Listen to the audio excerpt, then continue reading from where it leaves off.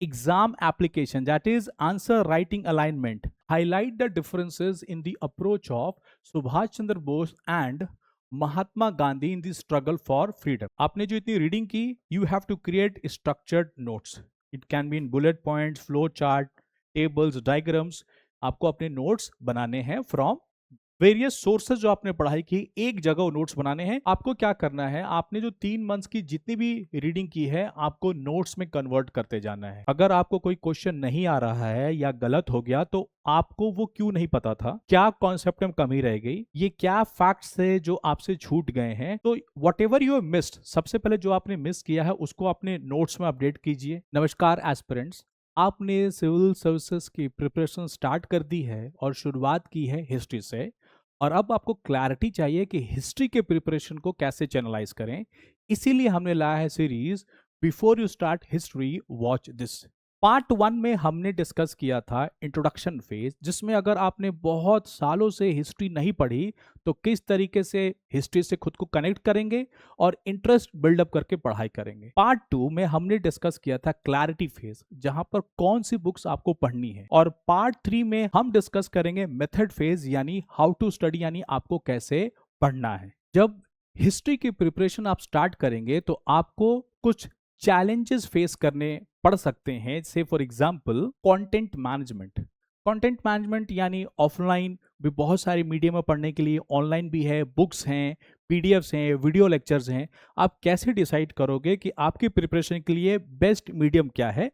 तो इसके लिए तो हमने अपने पार्ट 2 क्लैरिटी फेज वाले वीडियो में पूरा एक्सप्लेनेशन दिया है कि कौन सी बुक्स आपको पढ़नी है, वहां से ये प्रॉब्लम सॉल्व हो जाएगी. सेकंड, अब बात करते हैं लर्निंग अप्रोच, जिसको हम पैसिव लर्निंग पैटर्न कहते हैं. यानी अपने बुक से या ऑनलाइन मीडियम से कॉन्सेप्ट पढ़ लिया, फैक्ट समझ गए, डेटा एनालाइज कर लिया, लेकिन जब आपको एक स्ट्रक्चर में डेटा पढ़ना हो या एनालाइज करना हो या कहीं पे लिखना हो, तब आपको वापस से बुक रेफर करना पड़ रहा है. यानी ये एक्टिव लर्निंग नहीं है, ये क्या है, passive learning. Then the next problem is preparation strategy. जब आपने सारा कंटेंट पढ़ लिया तो किस तरीके से नोट्स प्रिपेयर करेंगे ताकि मैक्सिमम रिटेंशन हो. Then exam application, that is answer writing alignment. हम पूरी बुक कंप्लीट कर लेते हैं, लेकिन जब हमारे सामने क्वेश्चंस आते हैं प्रीलिम्स और मेंस के, तब हमें इवैल्यूएट करना नहीं आता, एनालिसिस करना नहीं आता कि आंसर फ्रेम कैसे करेंगे, या रिकॉल करके एलिमिनेट करना कि कौन सा सही उत्तर है और कौन सा गलत. And finally cognitive and psychological barriers. इसका मतलब है कि हमें क्रोनोलॉजी याद नहीं होती इतिहास की. एंड देन मेमोरी फटीग, यानी हमें लंबे समय तक फैक्ट्स याद नहीं रहते. अगर ये सारे प्रॉब्लम आप भी फेस कर रहे हो तो ये वीडियो आप आगे तक देखिए, बिकॉज हम एक एक करके सारे प्रॉब्लम्स का सॉल्यूशन पर चर्चा करेंगे. जैसा कि हमने हर वीडियो में डिस्कस किया है कि आप किसी भी विषय से अगर अपनी प्रिपरेशन शुरू करेंगे तो सबसे पहले सिलेबस को पढ़ेंगे ताकि आइडिया लग जाए कि पेरिफेरी क्या है. सिलेबस पढ़ने के बाद हमें एटलीस्ट लास्ट 10 इयर्स का पीवाईक्यूज पढ़ना है ताकि समझ में आए कि क्वेश्चन का डिमांड क्या है, किस कॉन्टेक्स्ट में पूछा गया है, क्या लैंग्वेज क्या है, कौन सा रिकरिंग एरिया है. एक कंप्लीट अंडरस्टैंडिंग मिले, क्योंकि ये सिर्फ एक कंटेंट है, लेकिन किस कॉन्टेक्स्ट में, किस संदर्भ में सवाल पूछे जाएंगे, क्या डिमांड होगा, ये हमें पीवाईक्यूज समझाएगा. तो प्रोसेस क्या होगा, आपने सिलेबस पढ़ लिया, उसके बाद आपने पीवाईक्यू को गो थ्रू किया. अब फॉर एग्जांपल आपने इंदस वैली सिविलाइजेशन पढ़ना स्टार्ट किया, तो आप क्या करेंगे, इंदस वैली सिविलाइजेशन के पहले लास्ट 10 इयर्स के पीवाईक्यूज पढ़ेंगे, both from prelims and mains, and then you will start reading NCERTs. उसके साथ जब आप एनसीईआरटी पढ़ेंगे, then you can pick any of your standard book जो आप कोचिंग मटेरियल जो आप पढ़ना चाहते हैं, और ऐसे ही आप पढ़ेंगे. तो क्या होगा, जहां पर भी आपको वो पीवाईक्यूज के टेक्स्ट या कंटेंट या कॉन्टेक्स्ट मिलेगा, वो एरिया मिलेगा, आपको समझ में आएगा कि ये एरिया का क्वेश्चन किस संदर्भ में और कैसे पूछा जाता है. तो this is the pattern you have which you have to follow. Further PYQs पढ़ना क्यों इंपॉर्टेंट है, उसका क्या इंपॉर्टेंस है, क्या रेलेवेंस है. अगर आप इस वाले forget random book start with this history part 1 वाले वीडियो में जाओगे तो वहां पर आपको और क्लैरिटी मिलेगी. अब चलिए हम सिलेबस पढ़ के इंप्लीमेंटेशन पे चलते हैं कि क्यों हमें सिलेबस और पीवाईक्यूज पढ़ना है. अब इस पे चर्चा करते हैं. अगर हम प्रिपरेशन की बात करें तो हिस्ट्री में हम प्रीलिम्स और मेंस एक साथ पढ़ना शुरू करेंगे, लेकिन हाँ, जब प्रीलिम्स एग्जाम आएगा तो हम उसके लिए एक्सक्लूसिव अलग से पढ़ेंगे और मेंस की स्ट्रैटेजी अलग होगी कि उसकी डिमांड अलग है।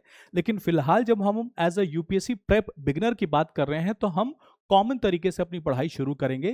बिकॉज अगर प्रिलिमिनरी एग्जामिनेशन के सिलेबस को देखा जाए तो सिर्फ एक लाइन में लिखा हुआ है history of India and Indian national movement, और ये पूरा मेंस का जीएस पेपर 1 में जो हिस्ट्री आता है उसका सिलेबस है। चलिए इसमें से एक लाइन उठाते हैं।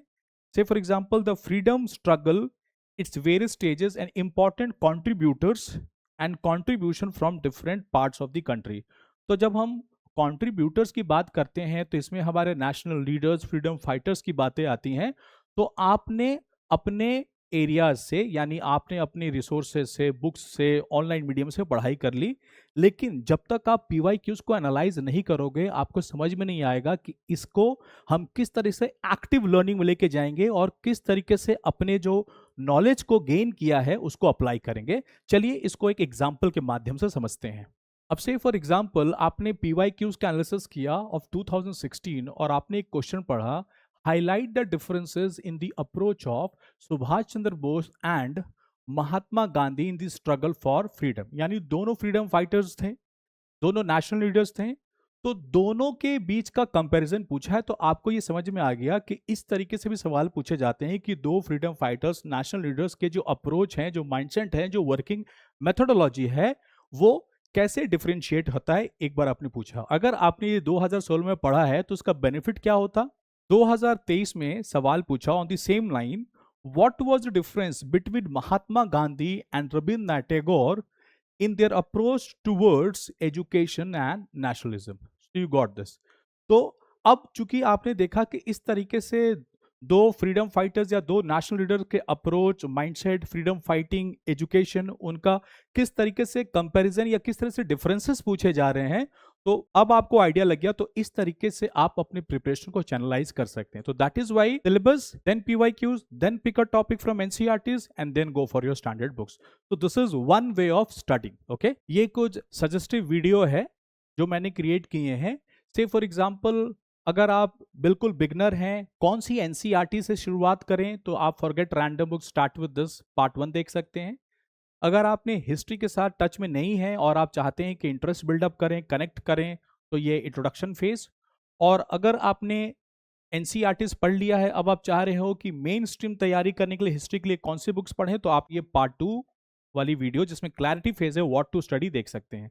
अब डिस्कस करते हैं कि अगर आपने हिस्ट्री की प्रिपरेशन स्टार्ट किया तो आपको हर दिन किस तरीके से पढ़ाई करनी है। जैसे हमने कहा Rome was not built in a day, उसी तरीके से प्लीज अंडरस्टैंड हिस्ट्री में ancient history, medieval history, modern history, world history, art and culture, lot of syllabus which need to be studied. तो यहाँ पर हमें पेशेंस के साथ पढ़ाई करनी है, तैयारी करनी है और खुद को टाइम देना है। सो हर दिन हमें वैल्यू एडिशन करना है। सो दैट इज वाई हमें एक डिसिप्लिन स्टडी रूटीन बनाना है। सबसे पहले what we have to do, we have to be discipline and fix at least 3 hour का स्लॉट, राइट। आपका एक प्राइम टाइम होगा। प्राइम टाइम मतलब हो सकता है कुछ स्टूडेंट्स मॉर्निंग मोड के अच्छा पढ़ते हैं, हो सकता है कोई लेट नाइट पढ़ते हैं। जो भी आपका प्राइम टाइम है जहां पर आप मैक्सिमम कंसंट्रेशन विदाउट डिस्टर्बेंस पढ़ सकते हैं, उसमें से एटलीस्ट आपको 3 आवर का स्लॉट निकालना होगा, राइट। जब आपने वो टाइम फिक्स कर लिया, then have a daily target. वो टारगेट टॉपिक बेस्ड होना चाहिए। टाइमिंग तो बस एक डिसिप्लिन, एक डेडिकेशन, एक कंसिस्टेंसी के लिए है, but you have to have a target of topic completion. Say for example आपने इंडस वैली सिविलाइजेशन ले लिया, रिवोल्ट ऑफ 1857 ले लिया कि आज इस पर्टिकुलर टॉपिक का सब टॉपिक को कंप्लीट करना है, तो that should be your daily target. Each day you have to allot a time and a target. इस तरीके से आपको हर दिन कंसिस्टेंसी से पढ़ाई करनी है। नाउ से फॉर एग्जांपल आपने रिवोल्ट ऑफ 1857 टॉपिक डिसाइड कर लिया, तो what you have to do, last 10 years के प्रीलिम्स और मेंस क्वेश्चंस को एनालाइज कीजिए कि रिवोल्ट ऑफ 1857 से किस तरह के क्वेश्चंस पूछे गए, कहां से क्वेश्चन पूछे गए, कॉन्टेक्स्ट क्या थी, डिमांड क्या थी, थीम्स एंड क्वेश्चन स्टाइल, ये आपको थॉरली एनालाइज करना है। And then you can start reading first with NCERT, then standard books and then coaching material, जैसे कि हमने उस वाले पार्ट 2 वाले वीडियो में डिस्कस किया था। जो भी आपके मटेरियल्स हैं जिसमें रिवोल्ट ऑफ 1857 है, वो सारा कंटेंट आपने पढ़ना शुरू किया।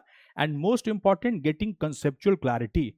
यस, हिस्ट्री में फैक्ट्स इंपॉर्टेंट है, but most important facts retention तभी इंप्रूव होगा जब उस पर्टिकुलर इवेंट की रिलेटेड जो कॉन्सेप्ट्स हैं वो बिल्कुल क्लियर हैं। आफ्टर दैट आपने जो इतनी रीडिंग की, you have to create structured notes. It can be in bullet points, flow chart, tables, diagrams. आपको अपने नोट्स बनाने हैं फ्रॉम वेरियस सोर्सेज जो आपने पढ़ाई की, एक जगह वो नोट्स बनाने हैं। वो नोट्स कैसे बनेंगे इस पे भी हम डिस्कस करेंगे। And then finally there is a continuation in edition. हमेशा एडिशन होता रहेगा। से फॉर एग्जांपल आपने हिस्ट्री 3 मंथ में पढ़कर खत्म कर दी, लेकिन जब आप आगे 3 महीने बाद कुछ अखबार पढ़ते हो और उसमें हिस्ट्री से रिलेटेड कुछ आता है, तो you have to make sure कि वो अखबार का जो वो न्यूज़ है वो ठीक वहां जाकर लिखी जाए जहां पर वो रिलेटेड है, एशियंट से, मिडिवल से, मॉडर्न से, वहां पर उसको लिखना है। तभी जाकर वहां पर नोट्स आपका वैल्यू ऐड करेगा और करंट से रिलेटेड जो सवाल आएंगे वो भी आप भली भांति कर सकते हो।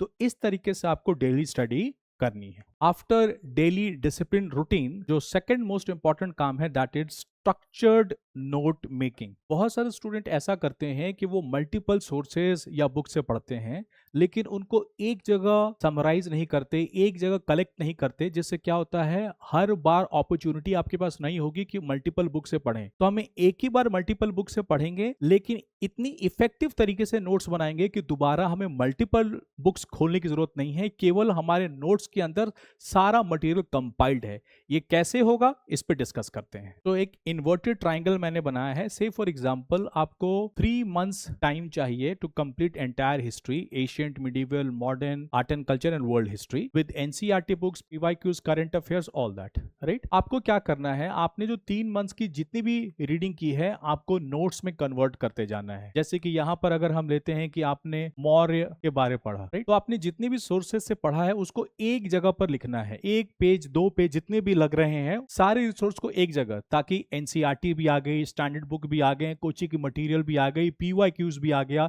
Everything at one particular place. इससे क्या होगा, once you have collected everything, जो 3 महीने में आपने जो पढ़ाई की है उसको आप भली भांति 1 मंथ में पढ़ सकते हैं, क्योंकि आपके नोट्स ने सबको समराइज कर लिया है।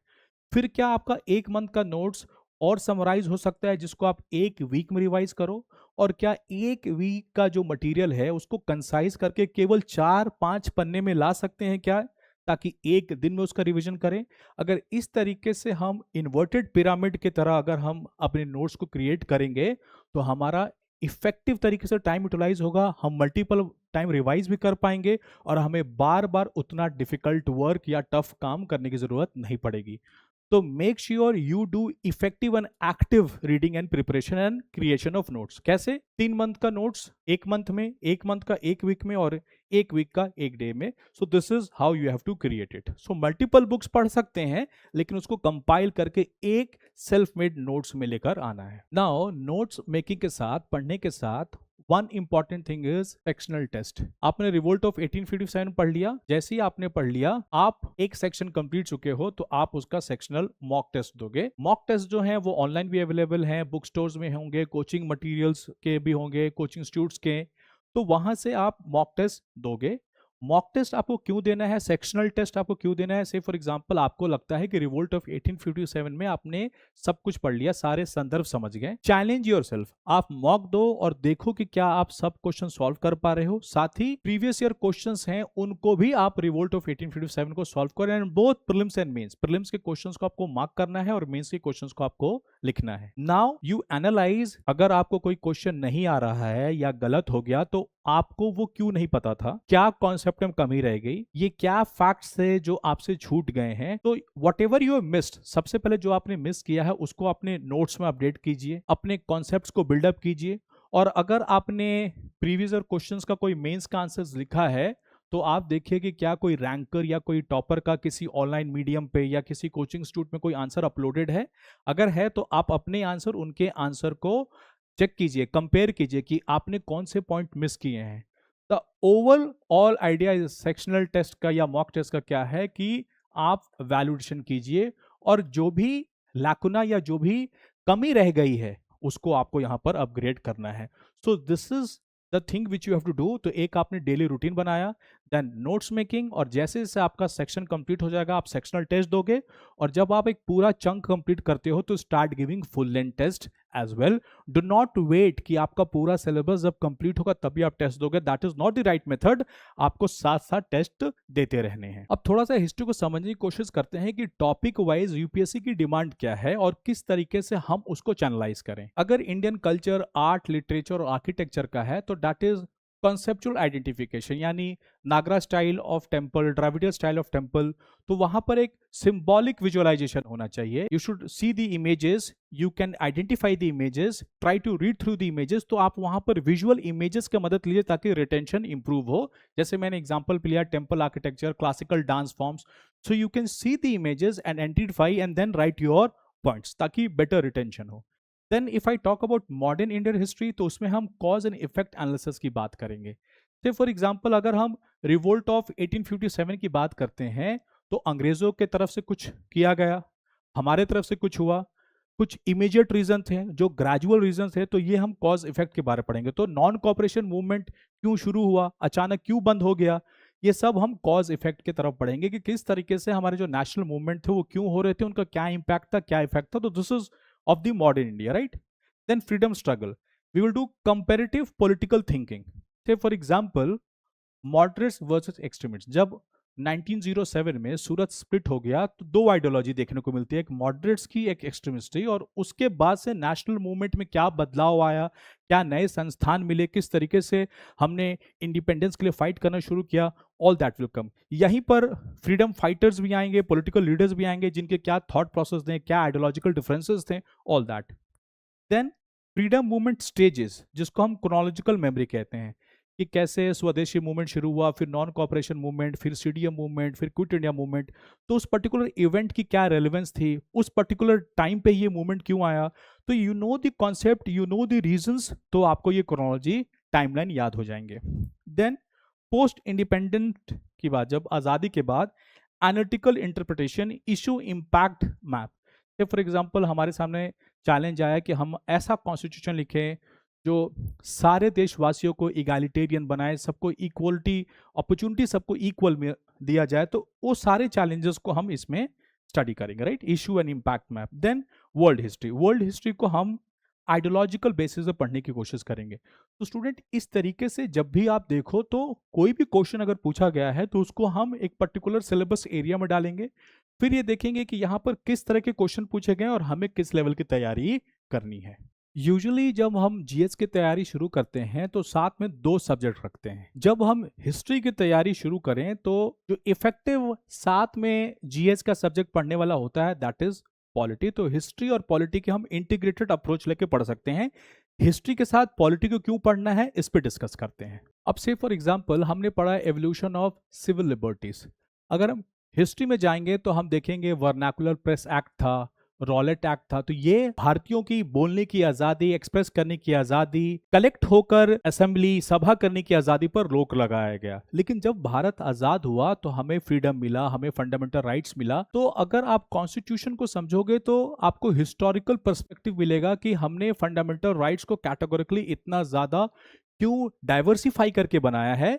तो आपको ये हिस्ट्री से वहां पर कनेक्ट करने का मौका मिलेगा. You will get a better understanding. फिर हम बात करते हैं सोशल रिफॉर्म, कॉन्स्टिट्यूशनल इक्वालिटी. जैसे कि हमारे यहाँ डॉक्टर भीमराव अंबेडकर, ज्योतिबा फुले, इन्होंने कास्ट डिस्क्रिमिनेशन हटाने की बात की, वुमेन एम्पावरमेंट, फीमेल एम्पावरमेंट की बात की. तो अगेन हमारे देश में जो सोशल रिफॉर्म मूवमेंट्स थे उनको आप देखोगे कि लॉ के फॉर्मेट में वो आए. जैसे for example article 14, article 17 abolition of untouchability, फिर article 16 equality in employment, right, and abolition of any kind of discrimination on the basis of caste, creed, sex and religion. So if you see all these reformers who have worked, उसको हमारे constitution में शामिल किया गया. Then colonial governance and federal structure. जब हमारा संविधान बन रहा था तो हमने कई देशों के संविधानों को पढ़ा. तो हमने कुछ जर्मनी से लिया, कुछ फ्रांस से लिया, कुछ ऑस्ट्रेलिया से लिया, राइट. तो उसी तरीके से गवर्नमेंट ऑफ इंडिया एक्ट जो 1935 था उसका भी बहुत बड़ा चंक हमारे कॉन्स्टिट्यूशन में गया. तो ये दोनों चीजें यहाँ पर आपको कॉमन देखने को मिलेंगी. Apart from that freedom struggle ideals, constitutional value. जैसे कि महात्मा गांधी जी ने कुछ आइडियाज दिए। जवाहरलाल नेहरू के कुछ वैल्यूज थे, तो जैसे फॉर एग्जांपल जवाहर नेहरू का 1946 में जो ऑब्जेक्टिव रेजोल्यूशन था वो हमें प्रियम्बल के रूप में देखता है। गांधी जी की जो बातें थी अबाउट लोकल सेल्फ गवर्नमेंट की जो बातें थी और वेलफेयरिस्ट की बातें थी वो हमें गांधीयन फिलॉसफी यानी डीपीएसपी में देखने को मिलता है। So you can connect all these points here. And then colonial bureaucracy, democratic civil services. जो पहले इंडियन सिविल सर्विसेज थी वो ब्रिटिश के लिए काम कर रही थी, ना कि वेलफेयर के लिए, ना कि डेवलपमेंट के लिए। लेकिन जब हमारा देश आजाद हुआ और जैसे कि हम जानते हैं इंडियन एडमिनिस्ट्रेटिव सर्विसेज, तो जिसे स्टील फ्रेम ऑफ इंडिया कहा जाता है, आज यही ब्यूरोक्रेसी हमारे देश में सोशो इकोनॉमिक डेवलपमेंट कराने में मदद मिलती है।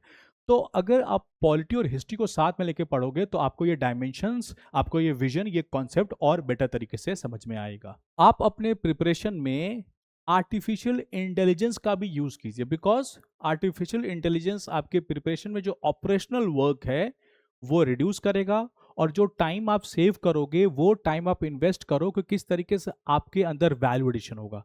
तो नाउ लेट्स डिस्कस। मैं आपको कुछ प्रॉम्प्ट्स बताऊंगा जिन प्रॉम्प्ट्स का इस्तेमाल करके आप अपने ऑपरेशनल वर्क को रिड्यूस कर सकते हो and same time you can utilize for your value addition. Now let's take an example of few prompts. The first one, UPSC examiner thinking. Act as a UPSC civil services examiner. Analyze the topic. You can put the name of topic from Indian history. Identify the core concept, commonly confused areas, trap statement, and most probable MCQs and mains question based on UPSC trends. So this you can put it. Then PYQ pattern decoder. Analyze the previous 10 to 15 years UPSC questions related to the topic. Identify the recurring themes, favorite areas of UPSC, and the pattern of questions framing. So you can upload the PDF of PYQs and get this. Then difficult MCQ generator. Create 15 difficult UPSC prelims level MCQs from the topic, including statement-based questions, chronological question, and match the following. Explain the reason behind each answer. Then UPSC mega test. Create a mini UPSC test on the topic, 10 prelims MCQs, 2 GS, 1 mains question, model answers, explanation of the trap used. All that you can put it here. Then one page revision. Suppose you have created all your notes and now you want to compile it. जैसे मैंने आपको बताया था कि 3 months का 1 month, 1 month का 1 week, 1 week का 1 day. So convert the topic into 1 page UPSC revision sheet, including the timeline, key personalities, location, concept, and possible trap areas. So this is how you can put all your notes there and get the summarized out of it. And then prelims elimination strategy. Create difficult UPSC style MCQs from the topic. After each question, explain how to eliminate wrong options using the logic, historical context, and UPSC patterns. तो मैंने आपको कुछ suggest किया है, ऐसे कुछ आप बना सकते हैं ताकि आप अपने प्रिपरेशन में जो ऑपरेशनल वर्क है उसको डिक्रीज करके उसको और वैल्यू एडिशन और फोकस्ड बना सकें। And now for better retention and good recall in examination hall, हम कुछ मेथड डिस्कस करते हैं, जैसे for example acronym, diagram and maps. चलिए इसको एग्जाम्पल के माध्यम से समझते हैं। नाउ से फॉर एग्जांपल आपने गवर्नर जनरल्स पढ़ा और इनके की कॉन्ट्रीब्यूशंस या इन्होंने जो काम किया वो पढ़ा।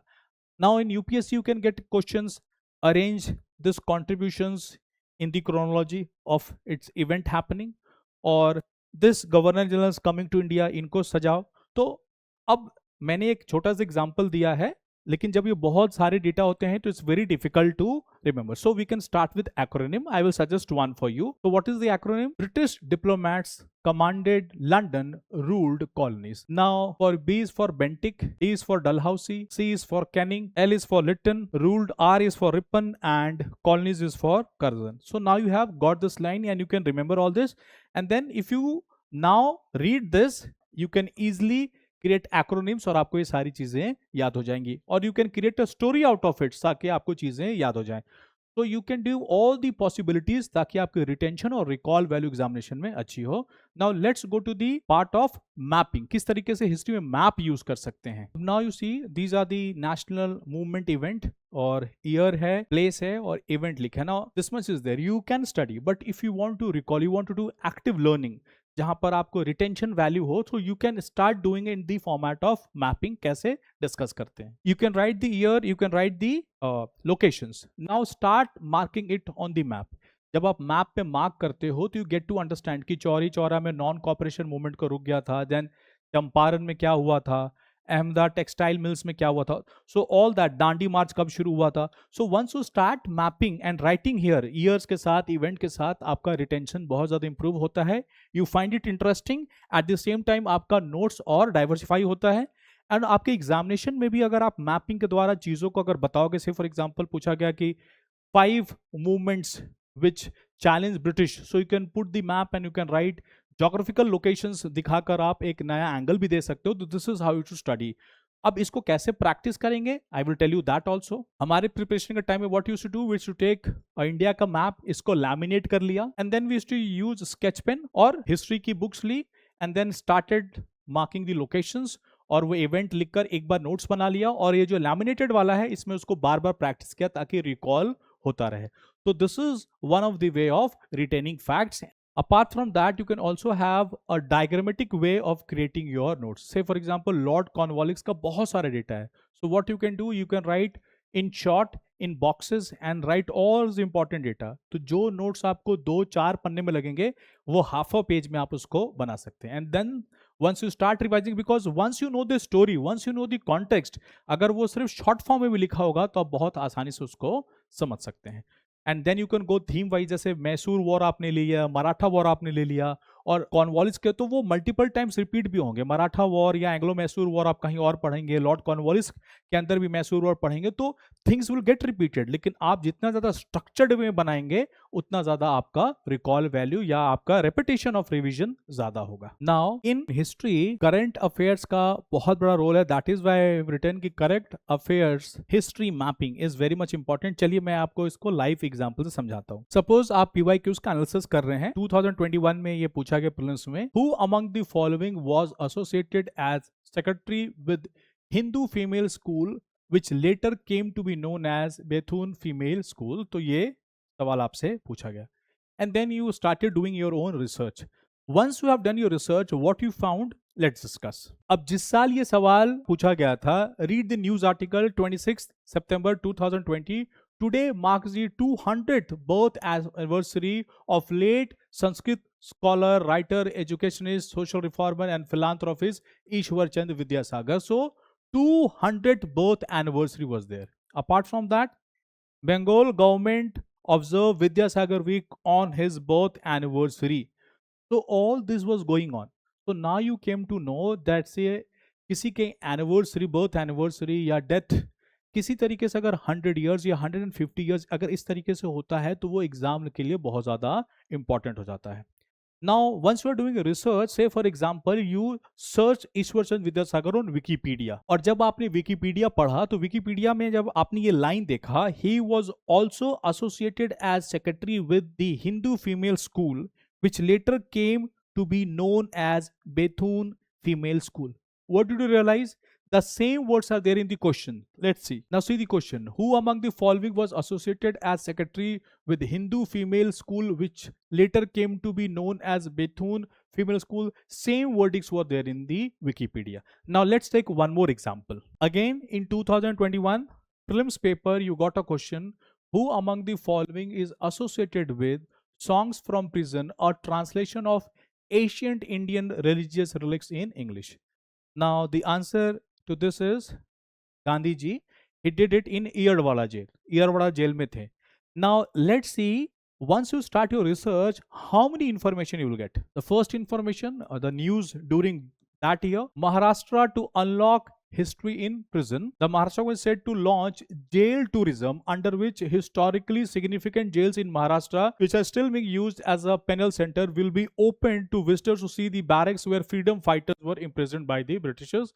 And here they are talking about Iyarwada jail also. Then when a musician met Mahatma, okay, so again song and music, again an article. Now in that very year, Barack Obama, the American president, had launched his book A Promised Land, and there was an article where he spoke length about Mahatma Gandhi ji. Okay, so if you see, my fascination with India had to do with Mahatma Gandhi Obama in book.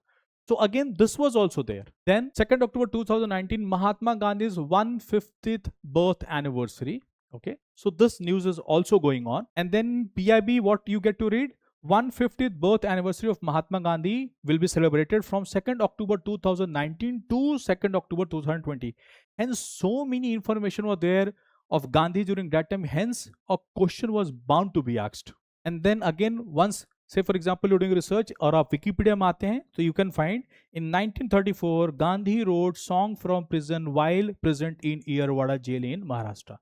So that is why you need to have a lens as in to shortlist कि whichever subject, जो भी विषय आप पढ़ रहे हैं, उस विषय से संबंधित अगर करंट अफेयर्स में कोई भी पूछा जाता है तो उसके पीछे हमें अलग से रिसर्च करना है, उसके बारे और डिटेलिंग में पढ़ाई करनी है, और वहां पर जहां पर हमारा नोट्स है वहां पर उस पर्सनालिटी, उस इवेंट से रिलेटेड जितनी बातें हैं वहां पर लिखना है।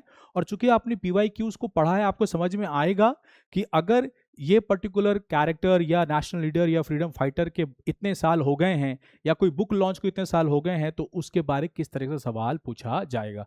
तो this is the method you need to understand in the process of how to study. In the next video, that is in part 4, we'll be discussing the art of completing the syllabus. As such, अगर हम syllabus की comprehension की बात करें तो it can be multiple folds, but bare minimum क्या करना है हम उसी को discuss करेंगे, and how you should channelize your preparation in order to have confidence in the completion of your syllabus.